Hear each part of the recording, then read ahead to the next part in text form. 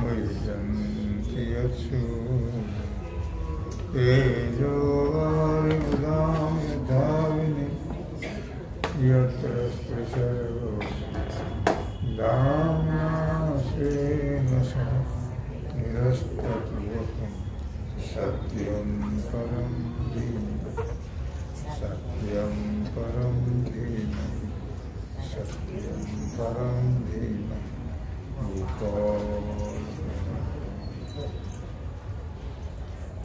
तरी मिया लागल्या कैसे पुढील जळत असे हे नेणिजे होतासे दिया. भगवान सिद्धेश्वराच्या आश्रमात होते ना. श्री रुक्मिणी पांडुरंगाच्या चरणाजवळ बसले.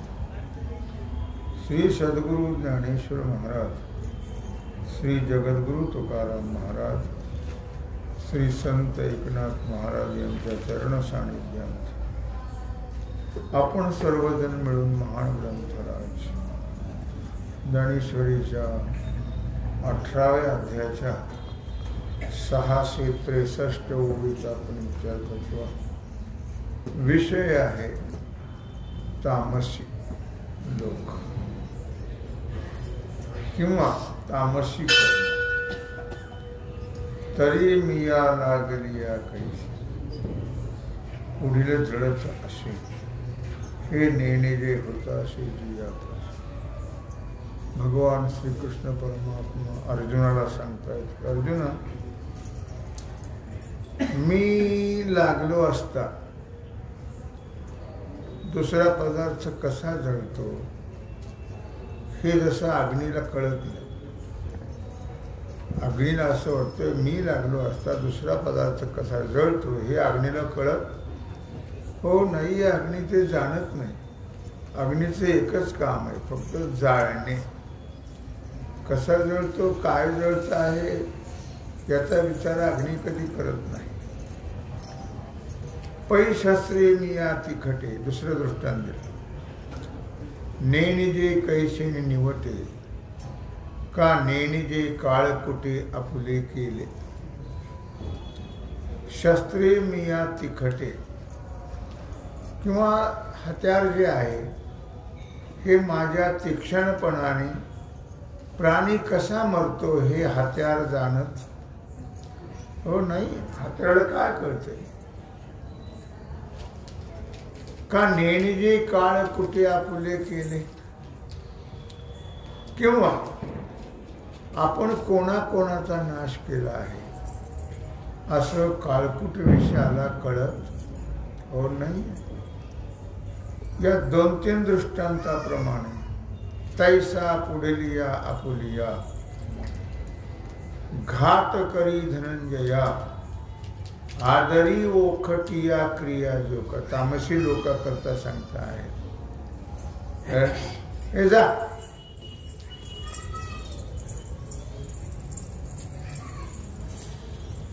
तैसा पुढीला आपुलिया. त्याप्रमाणे या दृष्टांताप्रमाणे अर्जुना आपला आणि दुसऱ्याचा घात करणारे जे लोक आहेत ते स्वतःची पर्वा करत नाहीत आणि दुसऱ्याचाही विचार करत हो नाही येत लक्षात. अशा प्रकारची ती क्रिया करतात की तो आपला नाश होतो याचाही विचार नाही, आपल्यामुळे दुसऱ्याचा नाश होतो आहे याचाही विचार नाही. ती या करिता ही वेळी काय झाली न सांभाळी. चढला वायू वाहुटळी ज्येष्ठे जैसे. तशी क्रिया लोक करतात तामसी लोक.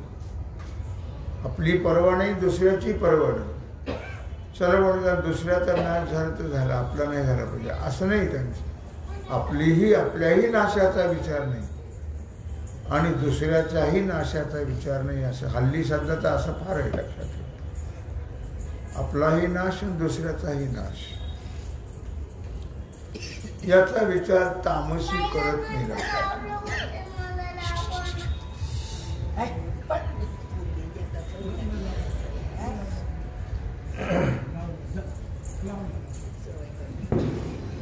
तशी तामसी क्रिया जी आहे ती या प्रकारची आहे की तू तामसी क्रिया करत असताना आपल्या क्रियेनं कोणाचं वाईट होतंय का आपलं वाईट होतंय याचा विचार तामसी करत नाही. तिया करिता ही वेळी काय झाले हे न सांभाळी चळला वायू वाहुटळी चेष्टे तैसा. क्रिया करताना त्या कशा होत आहेत, चांगल्या होतात की वाईट होतात, पुढे त्याचं काय होणार आहे याचाही विचार नाही. त्याची सावधगिरी ते बाळगत नाहीत. लक्षात ठेवा, आपण हे करतोय खरं वाईट कर्म. हे जे खून करणारे वगैरे असतात ते मारणारे हो मारून मोकळे होतात खून करून, पण याचा परिणाम किती भोगावा लागतो हे जर त्यांना कळलं तर मला वाटतं असं करणारच नाही. हे त्यांना कळत नाही हो, आणि मग आयुष्याचा नाश करून घेतात. त्याचा तर नाश करतातच ते, पण स्वतःच्याही आयुष्याचा ते नाश करून घेतात. ओ भी गया ए भी गया असं होतं. तेलही गेलं तुपही गेलं, हाती दुपटणं आलं. अशी पद्धत या तामसी लोकांची आहे. त्याला दृष्टांत दिला, चढला वायू वाहुटळी चेष्टे जैसे. वावटळ आली की ती कुणीकडे फिरेल, काय नेव घेऊन जाईल आकाशामध्ये, पत्रे घेऊन जाईल का, गवत का, कडबा का, कचरा का, याचा विचार कधीच ती वावटळ करत नाही. तशी त्या तामसी लोकांची क्रिया असते. पै करण्या आणि जया वेळ नाही धनंजया, तो पाहुणी पैपिसेया कैसी त्राय. पै करण्या आणि जया मेळू नाही धनंजया. धनंजया नाम अर्जुन. भगवान म्हणतात अर्जुन, ज्याच्या कर्तव्याने, ज्याच्या कर्माने, ज्याच्या कर्तृत्वाने नष्ट होते, लोकांचा नाश होतो, स्वतःचा नाश होतो. अर्थात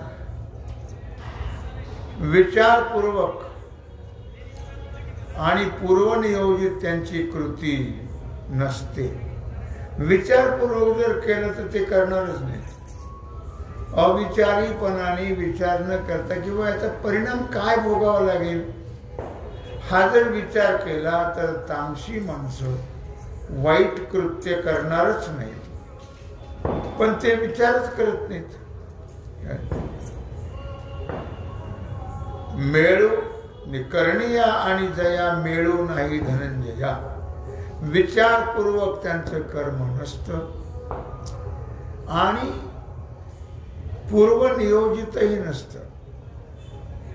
अचानक अविचारीपणाने ते कर्म केल्या जातं आणि त्यामुळे दुसऱ्याचाही नाश होतो आणि स्वतःचाही नाश होतो. अर्थात त्याला दृष्टांत दिला की तो पाहुणी पिशेया कैचित राहाय. नाही का, पाहिल्यानंतर पिशाच्याला, पिशाच म्हणण्यात काय अर्थ आहे? ते पिशाचेच आहे, वेडच आहे. ते वेड्याला वेड जर तुम्ही म्हणत राहिला तर त्याला काही फारसं महत्व नाही. लक्षात. म्हणून कोणतीही गोष्ट करताना, बोलताना, खाताना, पिताना त्याचा विचार केला की हे आपण करतोय, हे याचे परिणाम काय होतील, याचे परिणाम काय भोगावे लागतील, हा विचार करून कर्म केलं तर मग ते बाधक होत नाही. आणि इंद्रियांचे वैरिले सरोनी राखे जो जे आले, बैला तळी लागली गोचिड दैस. बैलाच्या पोटाला लागलेले गोचिड ते ओगीच लागतात का? ते रक्त पिपासू असतात.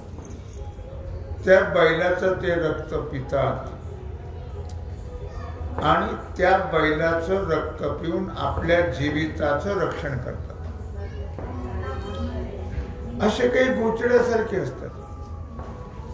दुसऱ्याचं रक्त प्राशन करायचं आणि आपल्या जीवनाचं रक्षण करायचं. लक्षण असे काही लोक असतात. ढेकणासारखे, गोचिडासारखे. आणि इंद्रियांचे वैरिले चरोणी राखे जो जियाले. इंद्रिय रूपी बैलांच्या पुढे, इंद्रिय बैलासारखे आहे, त्या इंद्रिय रूपी बैलांच्या पुढे प्रारब्ध कर्माने टाकलेला पंचविषयाचा चारा अर्थात तो चारा खाऊन जीविताचं रक्षण करतात.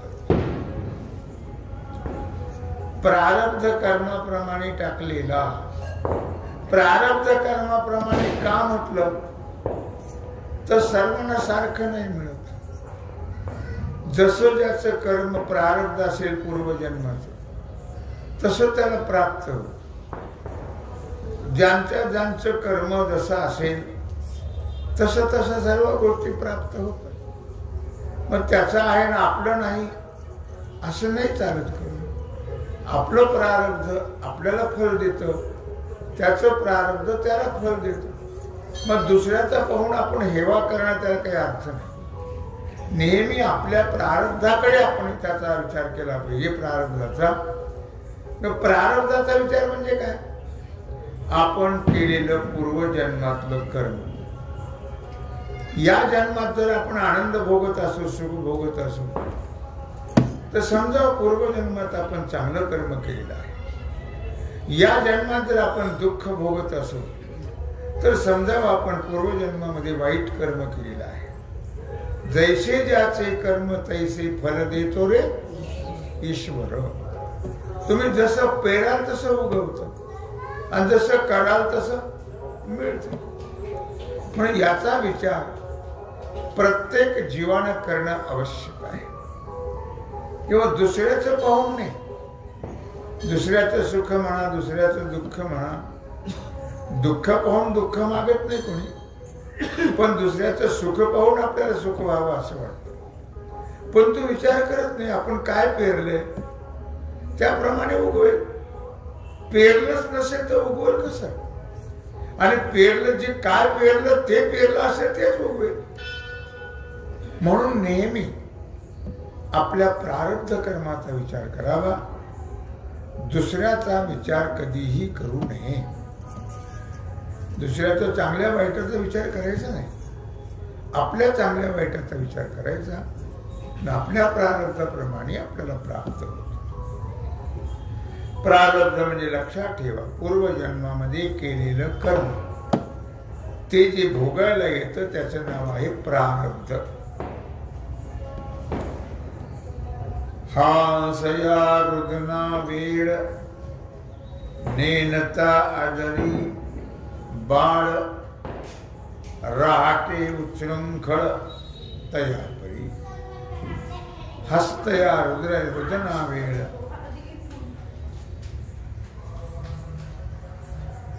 नेनता आदरी बाळ. लहान मुलगी असतं नाही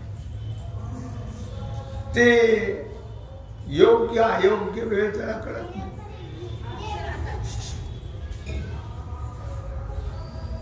योग्य अयोग्य वेळ न जाणता ते लहान बाळ जे असतं ते हसण्याला किंवा रडण्याला आरंभ करतं.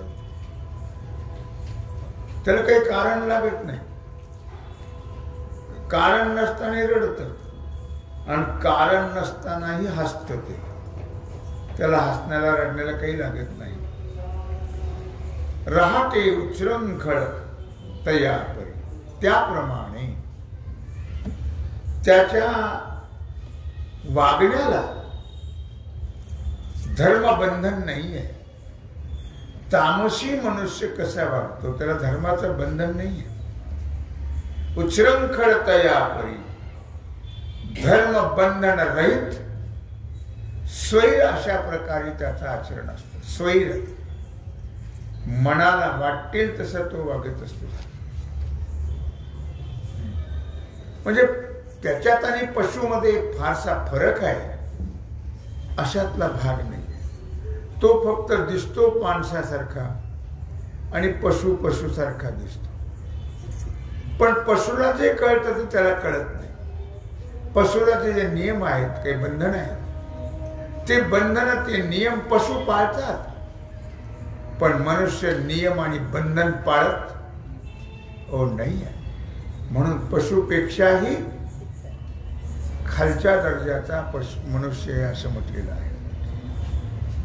नाहीतरी हीन पशुहुनी, पशुपेक्षा तो हीन आहे असं तुकोबाराय म्हणताय. जो प्रकृती अतिलेपणे कृत्याकृत्य स्वाद नेणे फुगे केरे धालेपणे उकरडा जैसा. काही असं वाटतं हे आम्ही असं केलं मग काय झालं. काय झालं म्हणजे तुला घाई आहे, तिचं घाई नाही ना. भगवान के घर में देर है किंतु अंधेर नहीं. लक्षात ठेवा. कर्माचं असं केलं म्हणजे काय काय झालं. काय केलं असं केलं तर काय झालं. हो थांब जरा, ते होईल पण त्याला वेळ आहे. भगवान त्याचा विचार करतो आणि विचार करून त्याचं फळ देतो. तो लक्षात ठेवा. म्हणून त्याच्याकडे फार दम आहे. माणसाला वाटतं काय झालं एवढं ते वाईट वागले म्हणजे काय काय झालं. थांब, काय होणार आहे ते नंतर कळेल. ते आपण पाहू न पाहू तो भाग वेगळा. पण कर्माची फळं ही नक्की भोगावेच लागतात.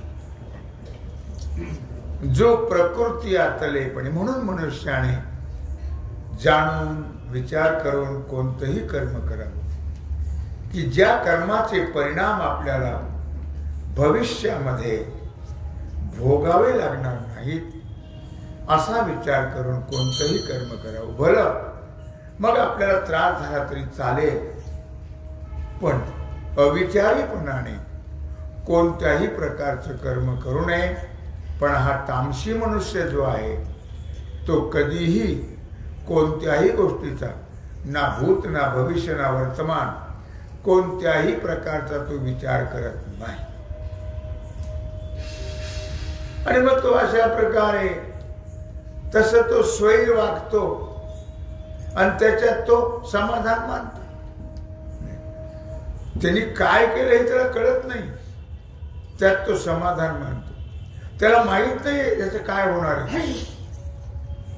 म्हणून मान्याचे नावी ईश्वराही परी न खालवी स्तब्धपणे न मनवे डोंगरास.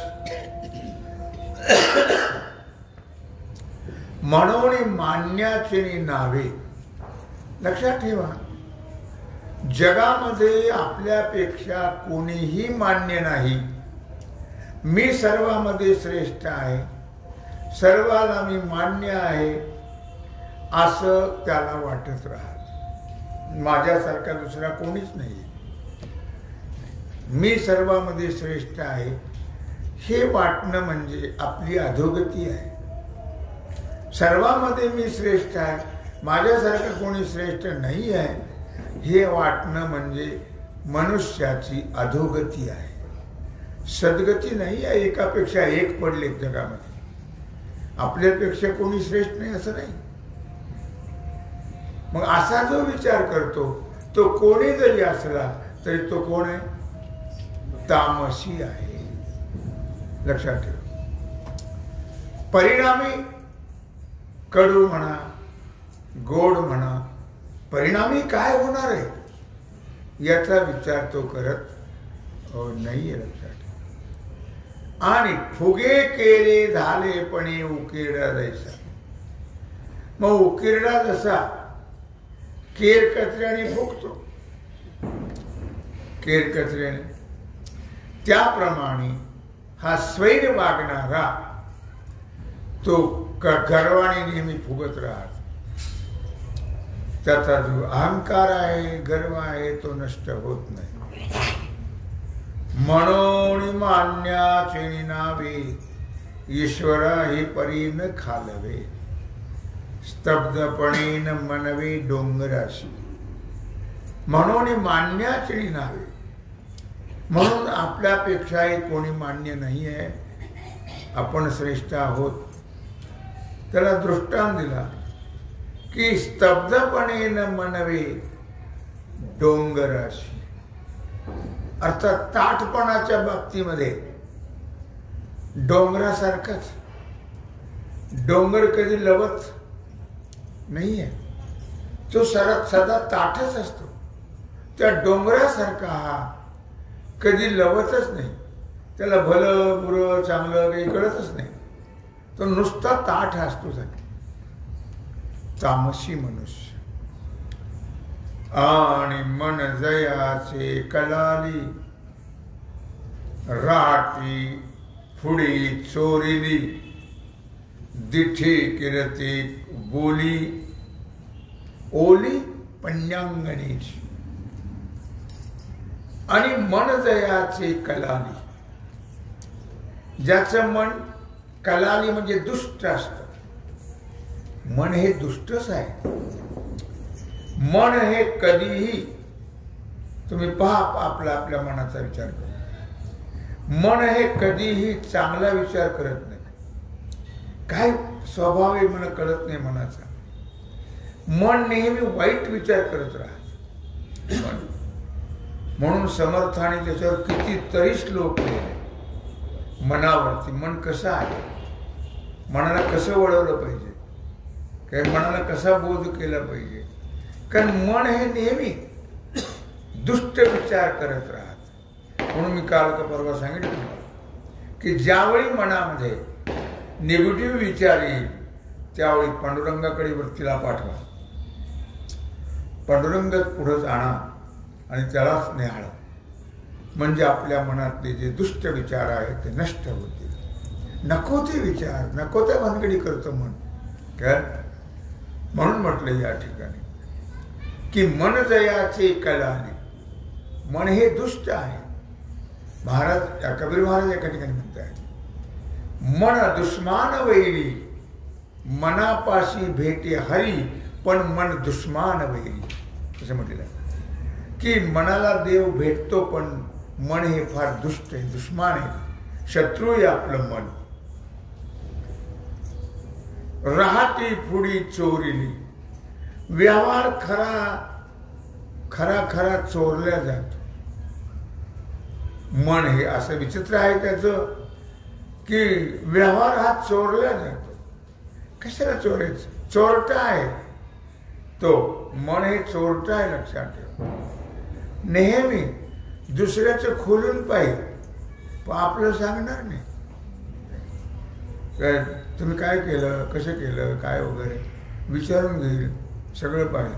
तुम्ही काय केलं? आम्ही काय, आमचं साध आहे, आमचं साध आहे. बघा, दुसऱ्याकडून खोलून विचारून घ्यायचं पण आपलं मात्र सांगायचं हो नाही आहे. आपण मात्र आपलं झाकून ठेवायचं. दिठी किरवते बोली पंजांगणीची. त्याला दृष्टांत दिला. ज्याप्रमाणे पंजांगण म्हणजे वेश्या, वेश्येचं वागणं, वेश्येचं प्रेम, वेश्येचा जिव्हाळा कसा असतो?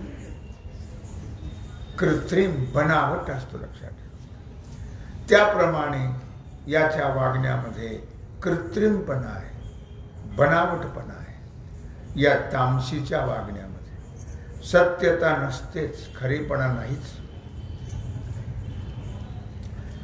किंबहुना कपटाचे देहाची वळले तयाचे. ते जिने की जुवाराचे टिटिघर.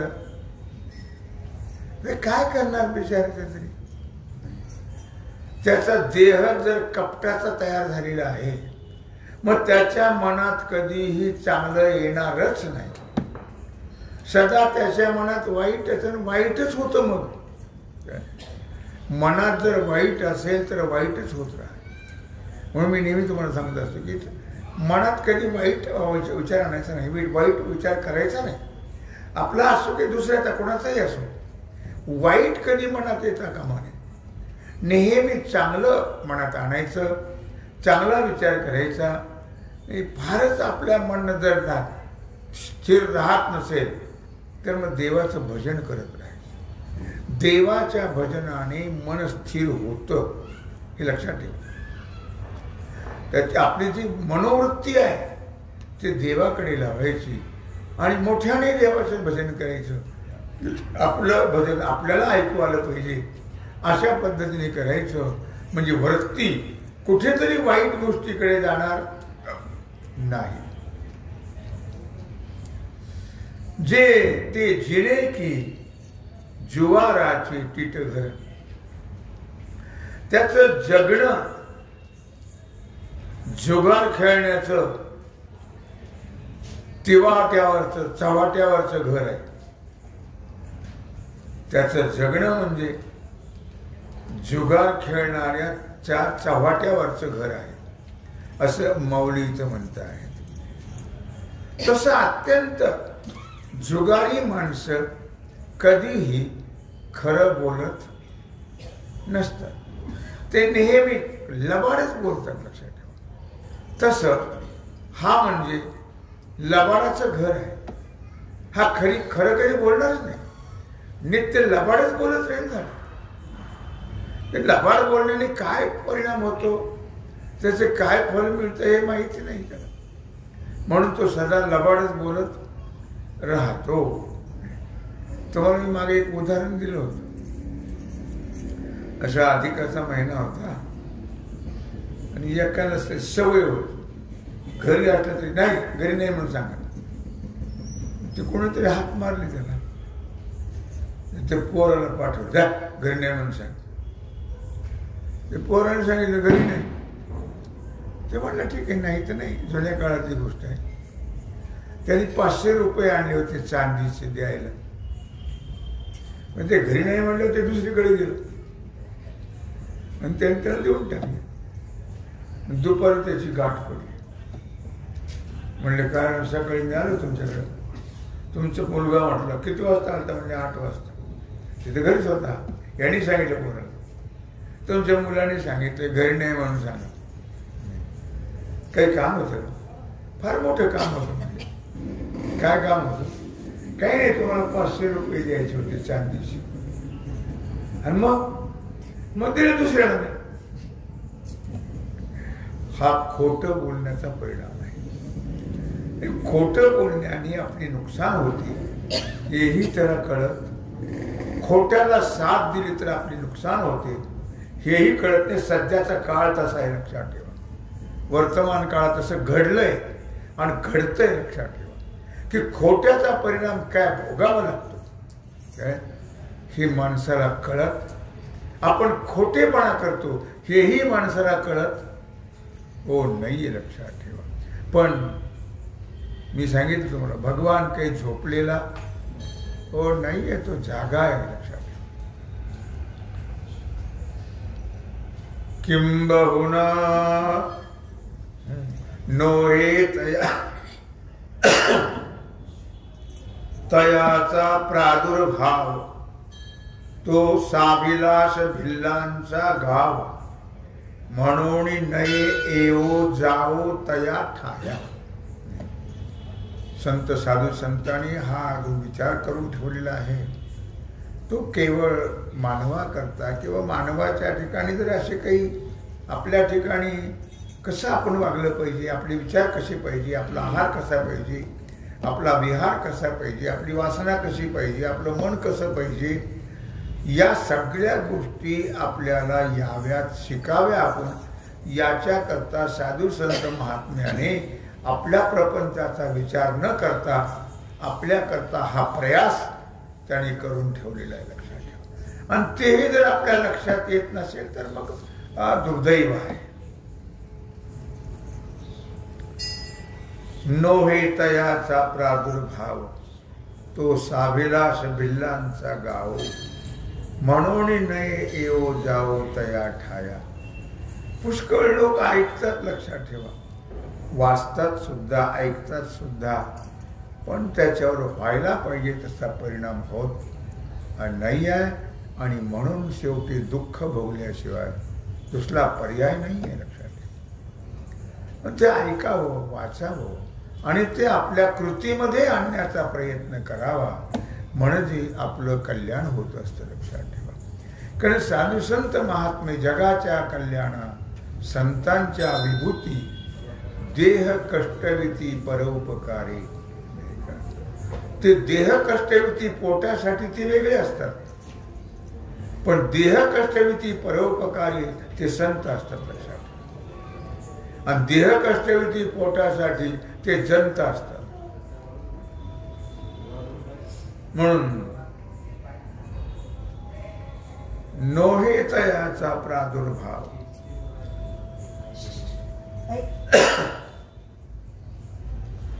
तो साभिलाष भिल्लांचा गाव,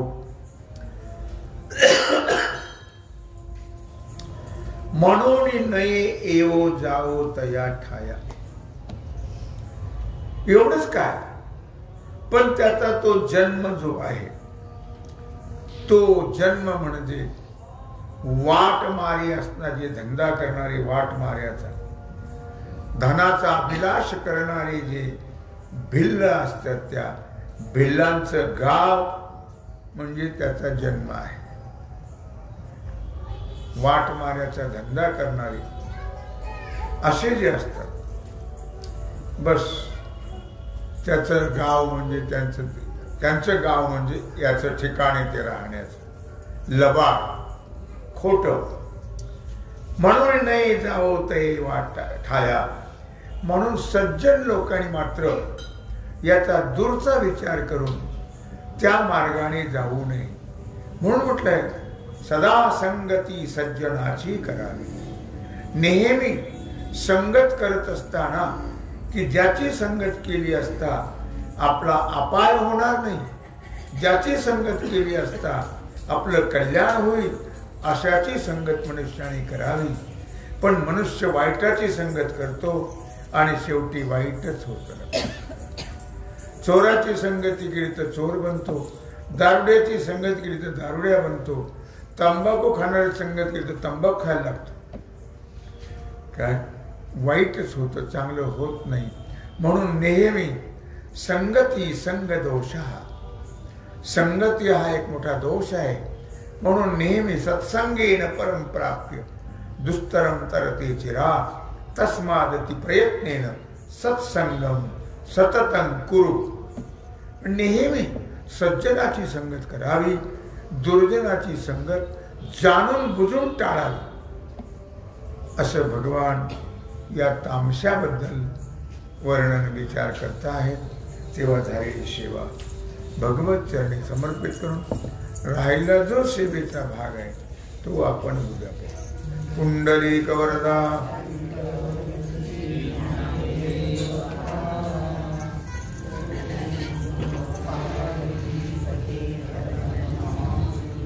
आता विश्वात्मके